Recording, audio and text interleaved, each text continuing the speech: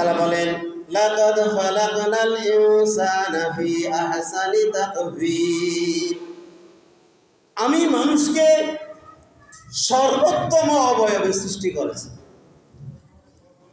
আল্লাহর এই সৃষ্টি জগতের মধ্যে যত মাখলুক রয়েছে সবার চাইতে সেরা সুন্দর হচ্ছে মানুষ।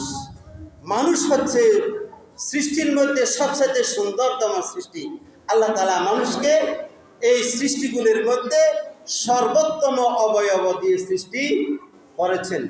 প্রত্যেকটা সৃষ্টি তার খাদ্যের নিকট মাথা নোয়ায়। আপনি একটু দৃষ্টিপাত করেন না, গরু তার খাদ্যের মধ্যে মাথা নোয়ায় না?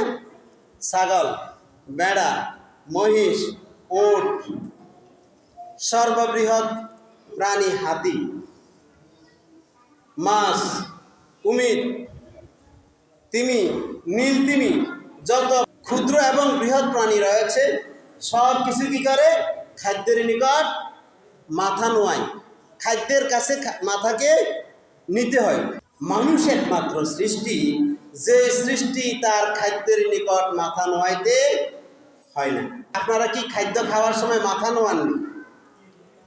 খাদ্যের কাছে মাথা নিয়ে যেতে হয় না, খাদ্য আপনার মুখের কাছে চলে আসে না?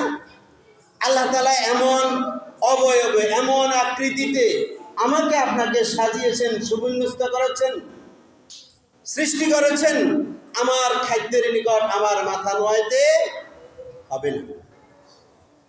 ওয়ালাকাদ কাররামনা বানি আদম। আল্লাহ তাআলা তো আমাকে আপনাকে যেদিন সৃষ্টি করেছেন সেদিন থেকে সম্মানিত করেছেন।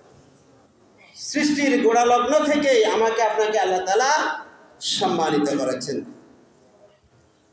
আপনি আপনার প্রভুকে খোঁজেন, আপনি আপনার কুদরতকে খোঁজেন, কোথায় খোঁজেন? কোথাও খুঁজতে হবে না আল্লাহ তাআলার কুদরত। আপনি আপনার 3.5 হাত বড়িকে নিয়ে যদি চিন্তা করেন, গবেষণা করেন, ফিকির করেন, আল্লাহ তাআলার বিস্ময়কর একটা সৃষ্টি আপনি। আল্লাহ তাআলার বিস্ময়কর সৃষ্টি তো বহু। ওই বহু সৃষ্টির পিছনে পিছনে আল্লাহ তাআলার কুদরত খোঁজার কোনো দরকার নাই। আমাকে আপনাকে আল্লাহ তাআলা যে সৃষ্টি করেছে একটা আজব, আমি আপনি একটা আজব সৃষ্টি, বিস্ময়কর সৃষ্টি, আর এটার কারিগর হচ্ছে আল্লাহ তাআলা, আজব কারিগর। আল্লাহ তাআলা বলেন, ওয়া ফি আনফুসিকুম আফালা তুবসিরুন। বান্দা, তুমি আমার সৃষ্টির গূঢ় রহস্য জানতে চাও? তুমি আমার বিস্ময়কর সৃষ্টি দেখতে চাও? তাহলে তুমি তোমার বডিকে নিয়ে, তোমার দেহকে নিয়ে, তোমার প্রতিটি অর্গান নিয়ে চিন্তা করো, গবেষণা করো, তুমি বিস্মিত হয়ে যাবে। আমার বিস্ময়কর সৃষ্টির মধ্যে তুমিও একটা। তোমার প্রতিটি অর্গান এক একটা বিস্ময়কর সৃষ্টি।